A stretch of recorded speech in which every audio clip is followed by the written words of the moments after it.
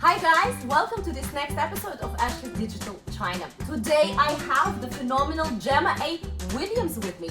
Who is Gemma? Good question. She is the fashion journalist and curator. She is also a Chinese fashion expert and finally an author of Fashion China. We're going to talk about all things China, fashion, brands, luxury, so tune in.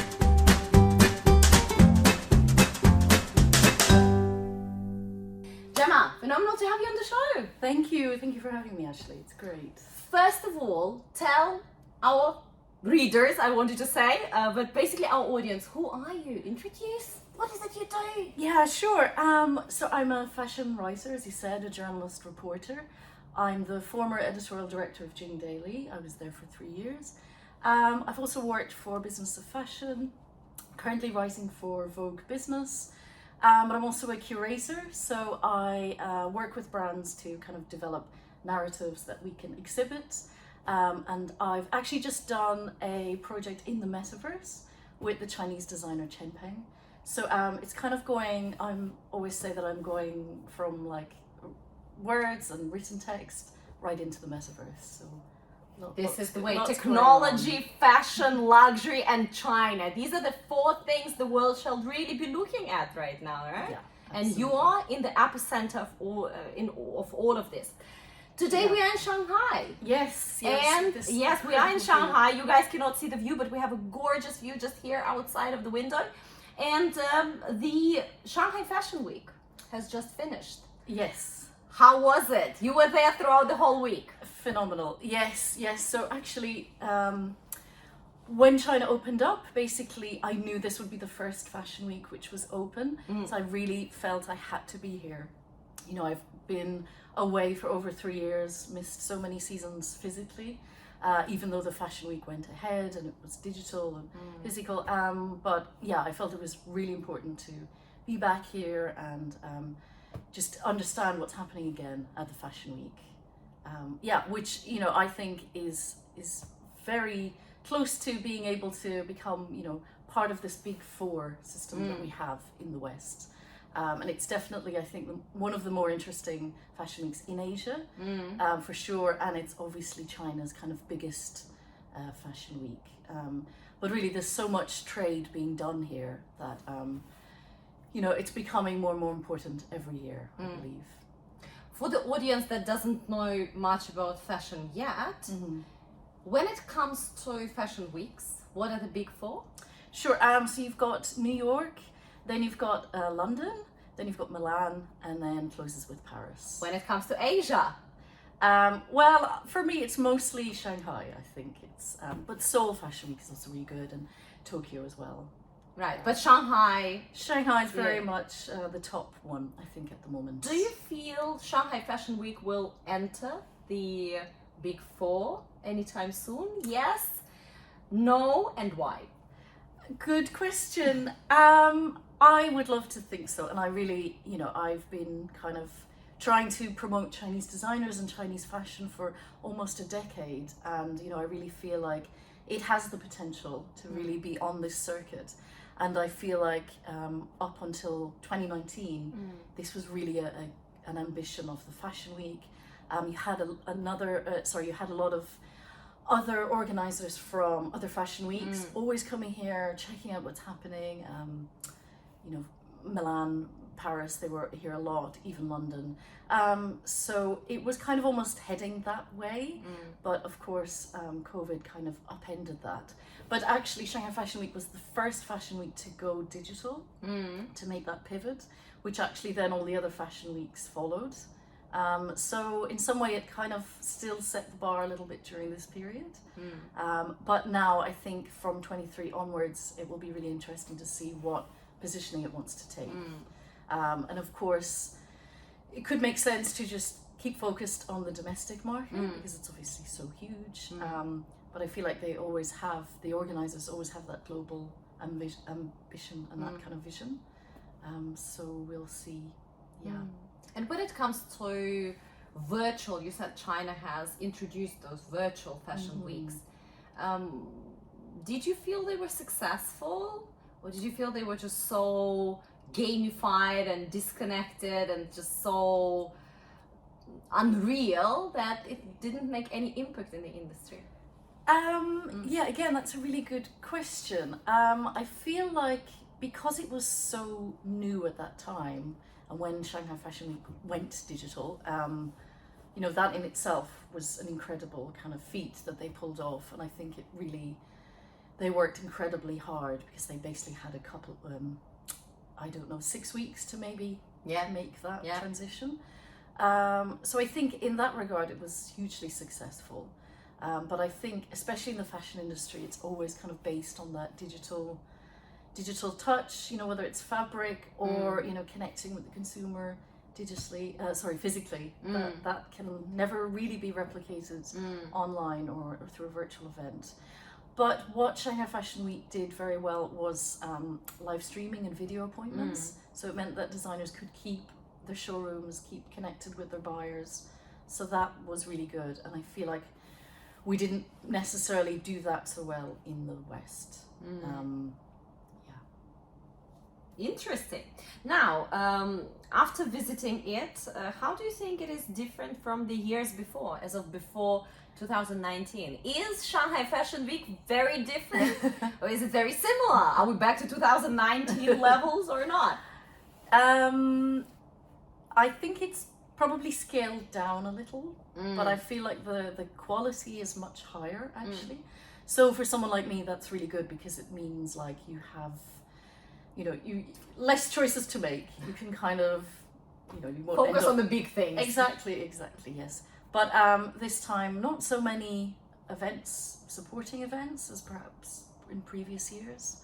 And I noticed a lack of like global visitors, but this is natural because obviously it's still a challenge to come into the country.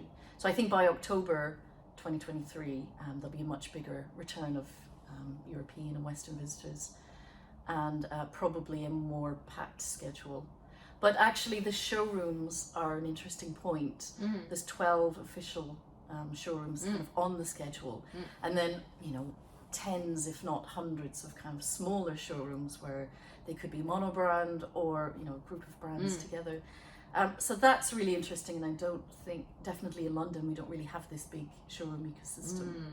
So again, going back to that point about the trade, you know, there's a lot of trade being done during Shanghai Fashion Week.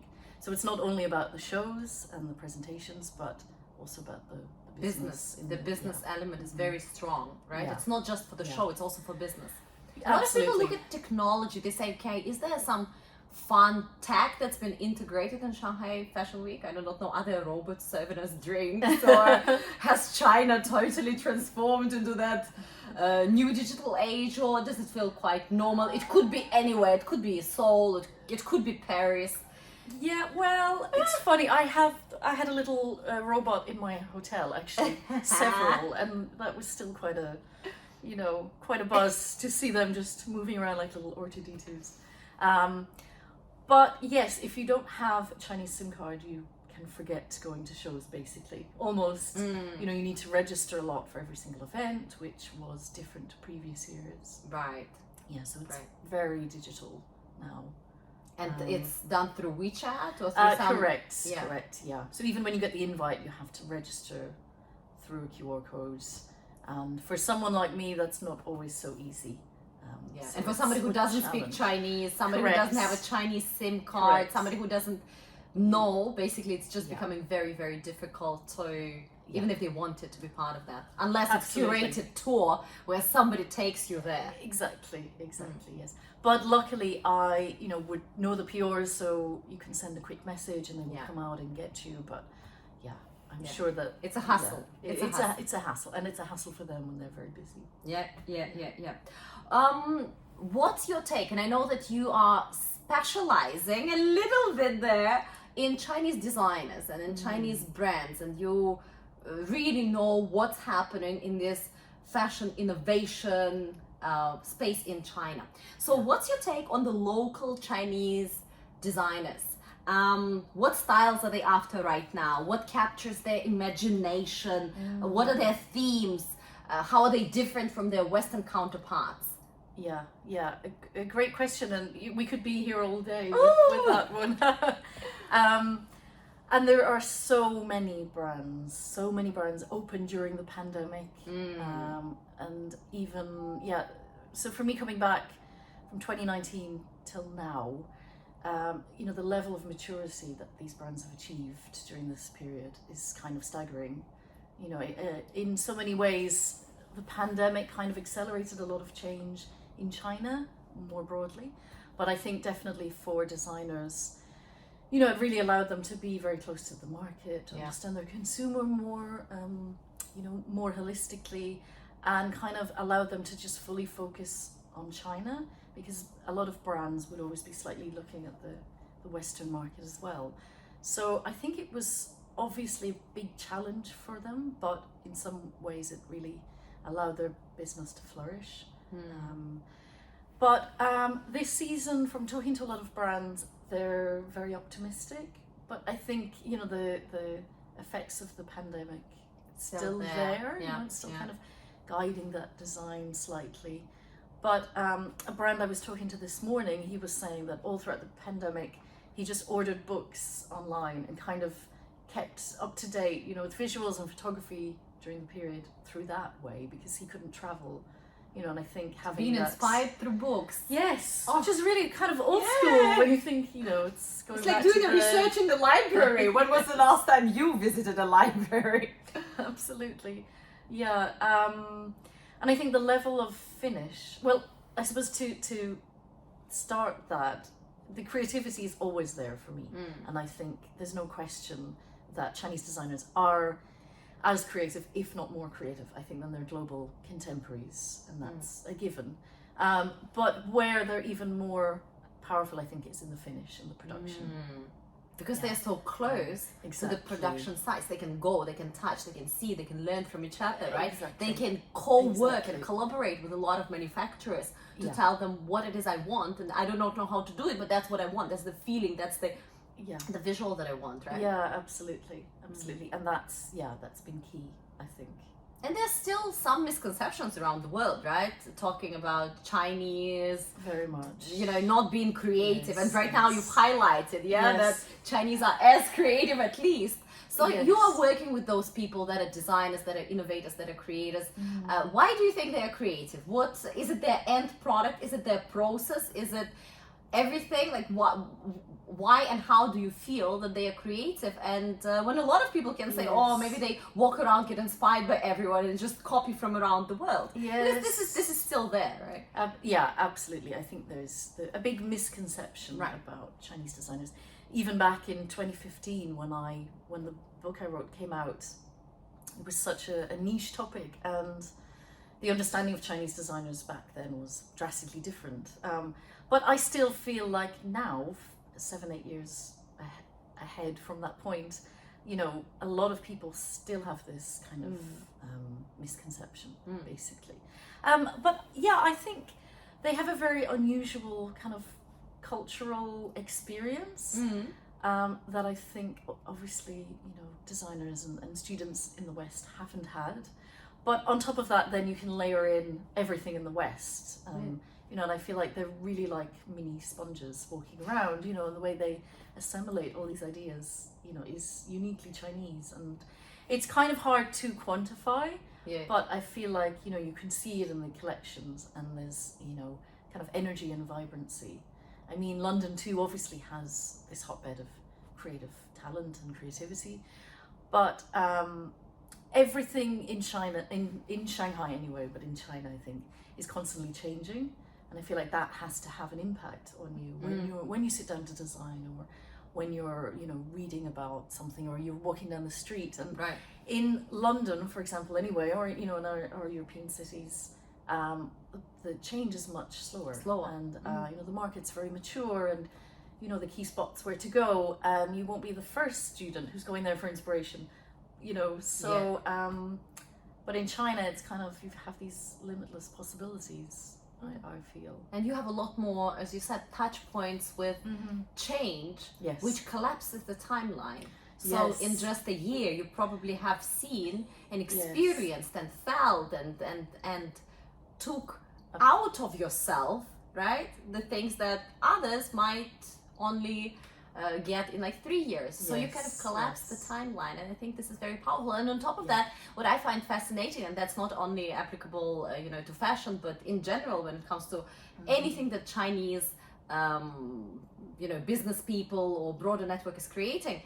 In China, innovation means first you replicate a master, right? You are somebody's apprentice. So you're not trying to observe the master and then do something different. That's what we in the West consider creative or different or innovative. A different way. Like, I know how you do it. Like, for example, I'm taking dancing lessons, and then you do those dancing lessons, and then the instructor says, this is my style, that's how I do it. Do not copy my style. Find your style. But when it comes to China, they say, guys, this is the master. So here's the master. This is exactly the style that we're doing.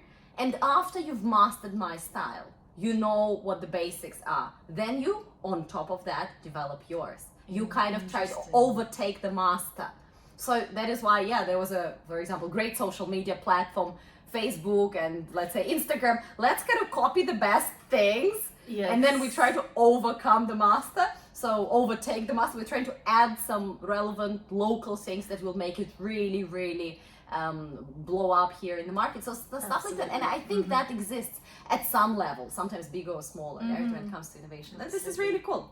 So what are your favorite 5 Chinese designers? Or somebody that you're watching, or brands. It can be designers and brands, or just brands. And somebody that you are watching that you believe we all need to know. Sure. I mean, it's so hard to pick 5, but I will try. Well, Fen Cheng Wang is really great. She's just done a collaboration with Estee Lauder, actually. It's a China-only collaboration, but, I think it's always a good sign when a global company is collaborating with a designer. So she's very inspiring. Also Chen Peng, who he's just shown Paris Fashion Week, and he's got very interesting kind of style. And what I like is to see a brand that you can kind of tell the brand story kind of almost immediately when you can see the silhouette, and you can kind of understand the vision. And another brand that I actually interviewed for my work was Ode Wag. The majority of these designers will have studied abroad, and that's kind of almost like a rite of passage for a lot of these designers. But there is abroad? Where do they study? Mostly Central St. Martin's, Parsons in New York. Also Antwerp is becoming more popular. Xu Tingqiu is another great designer, and she studied in Antwerp. She shows at Milan, the schedule. So these ones I'm picking, they do have a kind of global side as well, but there's so many designers too that I'm here to meet who aren't necessarily taking up that opportunity yet. So Ode Wag, I think I mentioned, he's from the Royal College in London. He did a beautiful show on the Labelhood schedule, and he has a very coherent brand identity, and the finish is incredible. Actually, I have a little funny story about him. Tell us. So he has been to Paris at a showroom, but he said when he was preparing and sending over the lookbook images and the collection images, the showroom actually thought he was photoshopping them because they were so good, and the finish was so good. So it does show that there is that disconnect. Quality. Yes, and that kind of idea that if you are a young brand or you're very creative, you can't have a strong finish either, which China's proving that yes, you can. That you can. So I'm not sure if that was 5, but 4. So, you still have so one more if you want to feature somebody else. Well, actually, Mark Knoll is one of the designers that hasn't been educated abroad. So that's very interesting. Yeah, and I'm, it's always homegrown. Yes, homegrown, home educated. Wow. So that's super interesting, and that's really, that's kind of what I like to see as well. Who influences Chinese fashion most in terms of the, the West, so-called collective West? Is it Korea? Is it inspired primarily through history, domestic, Guochao kind of China chic way? So today, what do you think, apart from obviously it's still rooted deeply in the culture, but who inspires Chinese designers and brands in your view? Yeah, that's a good question, and I think obviously each brand will kind of have their own thing, but I think generally it's maybe a mix of those three that you've mentioned. So Korea is still a very huge cultural touch point, and obviously with all the K-pop stars, that's really the cultural export yes, is powerful. Yes, absolutely. And the West too, for sure. I mean, I think all brands and kind of the people who work in the industry are very aware of the kind of the system that's very ecocentric and the history that we have when it comes to fashion. So that's still quite a a strong pull for designers. But now I think inspiration is really global, and it's great when it comes from Shanghai as well. So do you think Shanghai or China inspires fashion globally right now, despite the geopolitical tensions? Because I think a few years ago I've actually seen a lot of China inspired, be it colors, be it symbolism, be it styles as well, right? But do you think that it's still there, or it's become a lot less? Yeah, I think because of the lockdown and the kind of the lack of exchange, that it's become less. Yeah. However, I'm hopeful that when travel is back fully, then it will kind of return again. Pick up. Yes, and then it will be in a new shape again. So that's interesting. And what is your take on the luxury market in China as a whole today in 2023? Yeah, I mean, I think it's no less complex than it was before. But I think there's never kind of an easy way to define China, because there's so much happening that's different in all the different tiers. And it's amazing to see how saturated Shanghai and Beijing and Chengdu are now in luxury, and how kind of advanced consumers are. I think that's kind of a key point, that consumers are incredibly sophisticated here, and incredibly demanding and exacting, and I think well educated when it comes to what they want. Absolutely. So they really do their research, and they have those communities that just bring the whole community to the next level, right? Yes. That we don't have in the West. There's no communities that push you to that level of sophistication and knowledge, and you really become like a little expert. Yes. Right? Yeah, absolutely. Actually, that's a good point, because maybe in the West it's more about image sharing. Yes. It's about, okay, what does it tell about you? What you wear, what you bought, what does it tell about you? And then you kind of belong to the same group, but it's not about you and me becoming an expert in this industry, and then sharing the tips and best practices and when to buy what, and getting on top of that good deals and value and how to wear and right? It's like super moms back in the day. So right now we have super fashion shoppers, super luxury shoppers. So the super moms, this obsession with details and community and research. It used to be so prominent when it comes to super moms, right? That went on reading for 3 hours about the best baby formula, and then they had this whole community, and what's the best stroller, the wheels here are softer, whatever, the child is comfortable in winter, in summer. It's just that level of detail and that level of research and the community and kind of common sharing. It was amazing. But right now we have that in so many other kind of parallels and industries, including luxury, I feel. Yes, correct. And Shaoxiangshu is like something that's should be on everyone's radar. It's really like a great barometer of taste and style. So red, if you're not on Xiaohongshu yet, like seriously, red is a place to curate what is considered beautiful, right? Yeah, absolutely. In the country. Okay. And when it comes to foreign fashion brands, what do you think foreign fashion brands can learn from China? Yes, there's a lot. Are there things to learn? Yes. And a lot of them, I feel like people know, but they're actually not paying attention to it. But I think having a local team and really letting them lead you, not kind of dictating from headquarters in the European what we should be doing, but like really listening to these teams, because they're closest to the consumer, they really know what's happening. So I guess having that trust in your team, but of course, you know, your team has to be good, so having that level of research and kind of making sure that your team is fully engaged. These are the right and knows, people. correct, yes, yeah. And I guess it's, again, it sounds really simple, but spending time in the market is so important.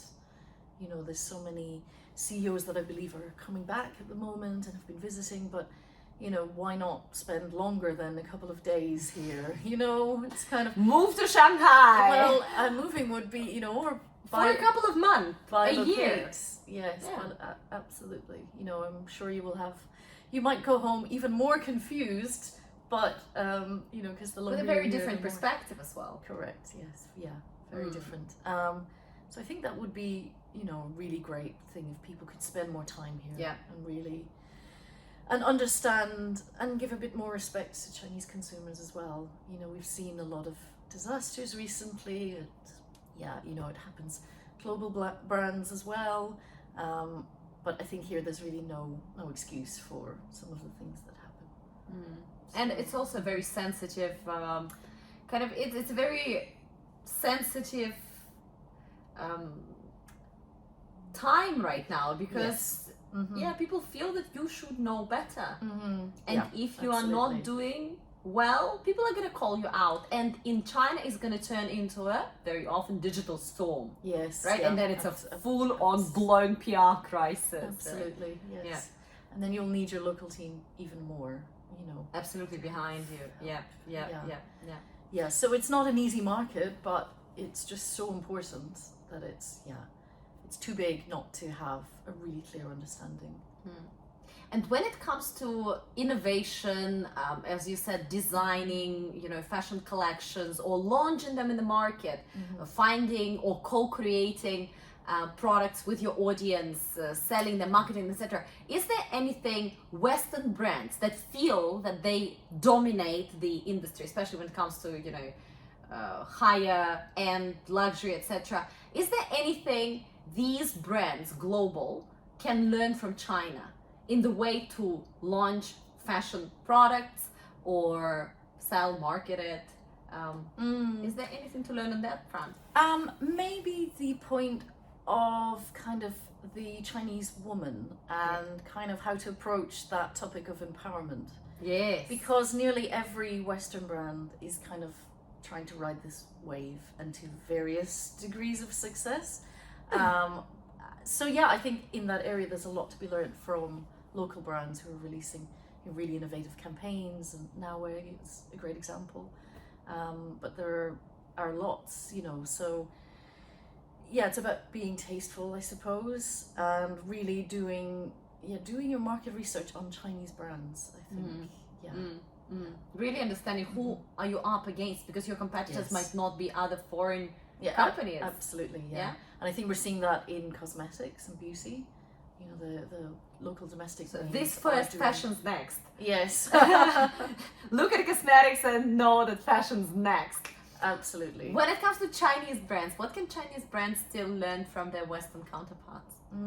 That's great. I guess brand building, and I guess, you know, really telling that story and having, you know, a kind of something that you stand for. Because actually, I think previously you would see a brand and then the next season the collection's completely different, and then So you don't know. So it's not consistent. Exactly, yeah. I guess that's a great word. Being consistent and coherent. And I think it's not about following the trends. Maybe it's kind of either you're doing something completely different or you're actually setting the trend, you know, and people are following you. But yeah, I think just having a really strong belief in your brand and brand vision is what will kind of carry you through.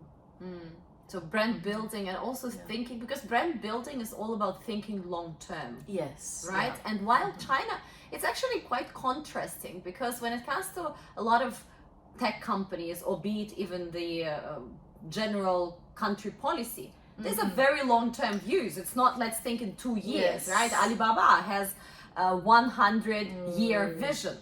But when it comes to operational teams, very often you work with, for example, international companies, and they bring all these big branding ideas, but the local China team, even marketing team or branding team, I'm not even mentioning sales team, right? E-com team, retail teams, but all of them look at it, okay, ROI, let's make this happen. How do we convert it? How do we make it happen? So it's a lot more short term. So that is why maybe it's a little bit more difficult to build a long-term brand, because there's a big vision for the company, and then there's, okay, let's get that sold. Yeah, that's a really good point. Yeah, there's kind of that disconnect, essentially. Which is happening. Yes, You've spent a couple of weeks right now in Shanghai, here, after a long break, after 3 years. Yes. How has Shanghai changed, and has it changed? What's your impression? Yes, I think it has changed for sure. But I'm seeing a lot, well, actually the bakery and pastry game has really risen. There's so many, really. Did you know that Shanghai is #1 place in the world with the the coffee shops? I think there's just below 8,000. Yes. Nearly 8,000 coffee shops in Shanghai, #1 in the world. Yeah, actually, because I mentioned this to someone else, and he sent me a WeChat Stats about it. Yes, exactly. So I really wasn't expecting that, and that feels very European in a sense. But yeah, there's a lot of vibrancy back in the streets, I think, already, and new, a lot of change in terms of some areas are kind of closed down, but new spaces are opening up.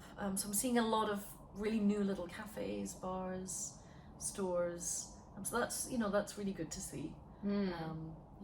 But it does feel like, I guess too, it's slightly different because we're like exactly 1 year on from the lockdown. So people are, I think, very upbeat about being back and kind of being on the streets again and being able to spend.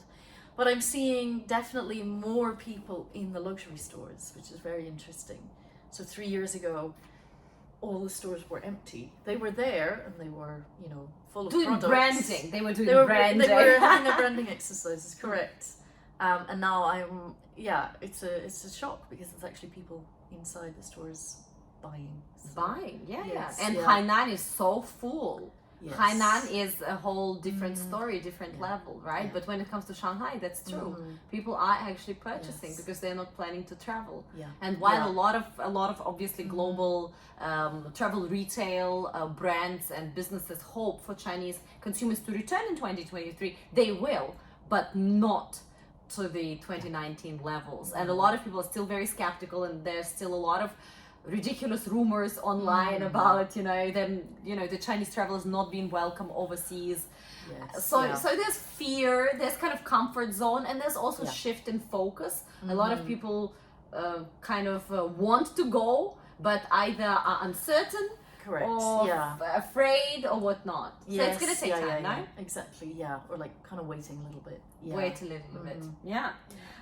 What's your advice for global fashion brands in China in 2023?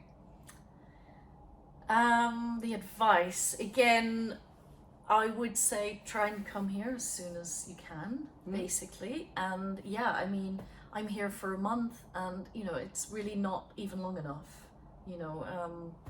You have to kind of really just immerse yourself back in the city. So I think, if you can send, a high-level person or come yourself as the CEO, that's really one of the best things you can be doing. And just being immersed in what's going on, reading about China every day, following your tips and your blogs. Following Gemma for fashion-related insights. Obviously, she writes for a lot of publications. Maybe an update to your book is also coming soon. That would be great. Yes. Oh, that's beautiful. And when it comes to the balance between Chinese versus foreign luxury brands, be it fashion or otherwise. For the past many years, people said that the foreign brands are just in the league of its own, and it will take a lot of time for Chinese brands to catch up, to get to that level when it comes to quality, when it comes to innovation, when it comes to the whole ambiance and brand, etc. So do you still agree that we're still a mile away, or are there domestic luxury or high-end products and brands that are creeping into this market, and shall Western luxury or high-end products and brands be really afraid and act or not in 2023, 24, 25, 23? Yes, I do think it's happening, and you're seeing that in the malls. But you know, it's a slow process. I do think. So Shu Tong is a very recognizable designer brand, and they've just opened a store in JC Plaza, and it's alongside, you know, international luxury names. So that's a very promising sign. They're actually opening another store in Hangzhou, I think next week. And I met with a brand this morning, Gemma A, and she's positioning herself as a contemporary brand, but it's you know, very European feeling as well in a sense. And she has 22 stores. 22 stores. Yeah, she's opening 8 more this year all over China.